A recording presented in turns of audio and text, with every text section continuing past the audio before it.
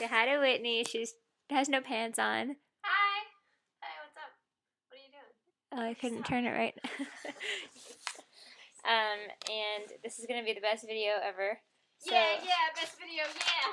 just hope you guys got some popcorn popped. Here we go. Contents, preface, an introduction to systematic. Just kidding. I would never do that to you. Oh no, my dimmer. Okay, so here's what happened in chapter 1. Actually, I'm not there yet. Hang on a second. It's an introduction to systematic explicit reading instruction. So if you studied your vocabulary, which you should have. Oh, it's all right here. Cool. Okay, the vocabulary we learned today is right here. See, vocabulary, the key terms that we have to do for our SAF meds are right there. And let me see. When is the best time to begin reading instruction for children who are at risk? What do you guys think?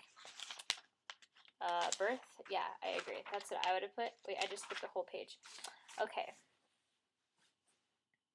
No other skill learned by school children is more important than reading, described as the gateway to all other knowledge by the American Federation of Teachers from 2003 to 2004. That was the year I graduated, 2003. Isn't that neat? I'm not wearing any pants either, so that's cool. The rate among... You guys really don't even care about this stuff, but I'm just going to tell you anyway.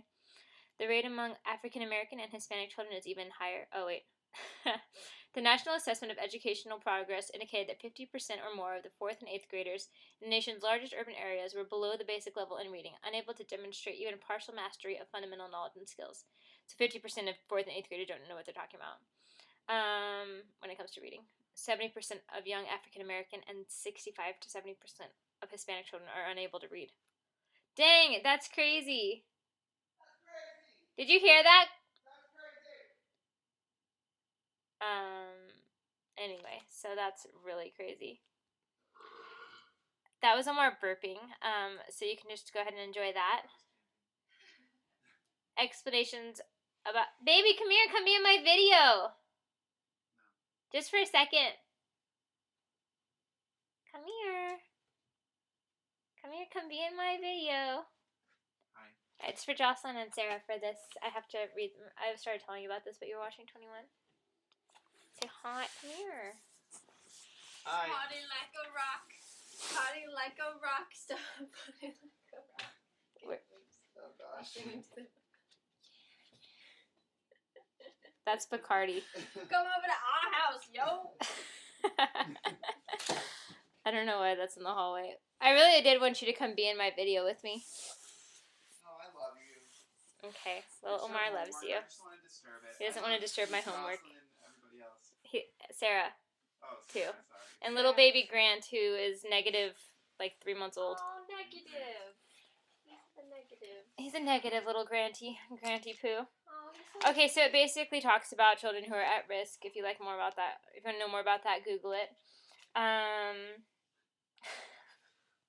Google bitch. Just kidding, don't use that one. She doesn't usually talk like that, but I guess she just wanted to talk like that for you guys. So, here's the main thing you need to know. What essential skills do students need to become mature readers? You ready? This is the big one. You guys are going to love it. I hope you're wearing your gray and blue and yellow. Phonemic awareness! Yeah! So, you guys already know about phonemic awareness. Alphabetic principle, which is one of your vocabulary words, so you can learn about that when you look at your vocab cards. Reading fluency, you know what that is. Okay, time for intermission. Since we're talking about reading, I have to show you the greatest...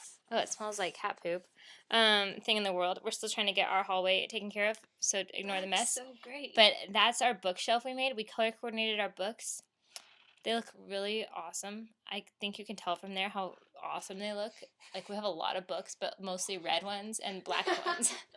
So that's pretty much, the intermission is now over. Back to your regularly scheduled video that I'm making you, that you're going to love so much, because hanging out with me for 6 hours today wasn't enough, so you have to watch me on a video. I'm making a video. Start teaching. I am teaching them.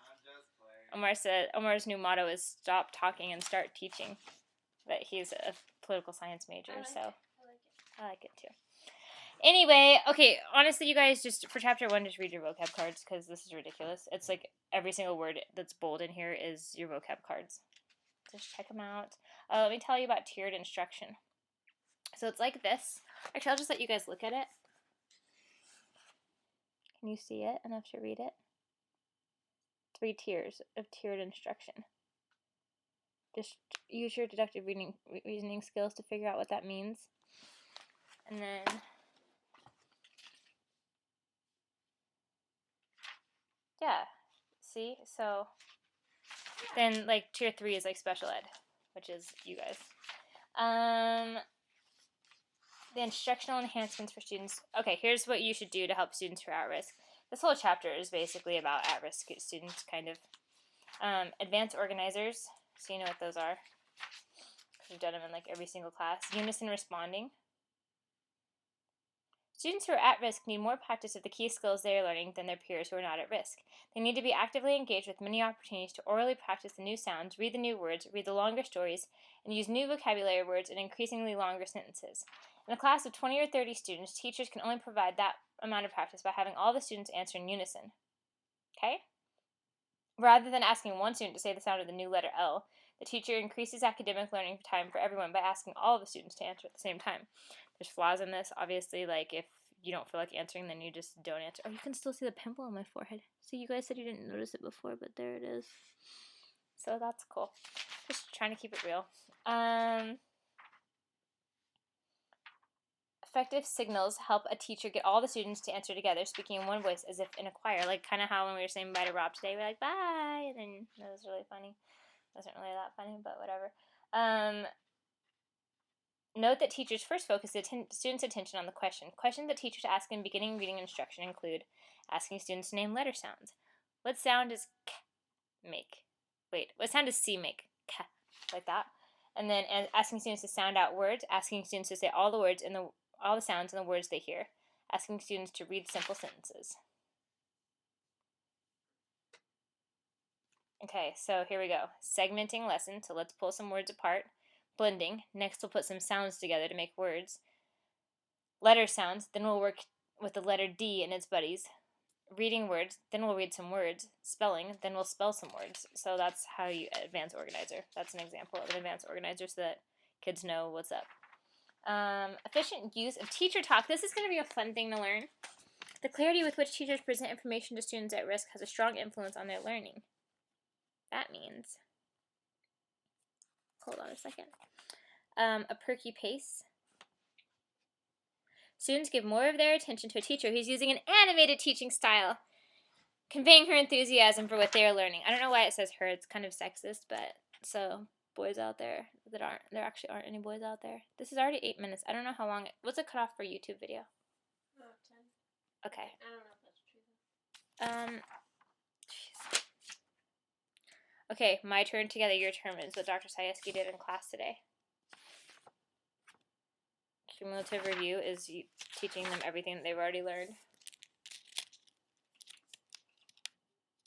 So remember, advanced organizers, unison responding, efficient use of teacher talk, perky pace, my turn together, your turn format. So I do it, and then they all do it, and then you do it. Okay? Systematic error correction, which we learned about in class. Teaching to success, so you keep teaching them until they get it, not just like teach them and then correct them and then that's it. And that's it. Wait, is that it? And then it has that whole thing she printed out for us. And we finished chapter 1! Yay! You did it! What grade did they get? Hold on, Whitney's doing her makeup. I'll let you give you your grade. Well, after careful consideration, I think that you all deserve A's. And I'll talk to your professor about that. Perfect. So that's good. I don't have anything else to entertain you for the next 30 seconds, so I'm going to cut off this video and do a new one for chapter 2. Yay!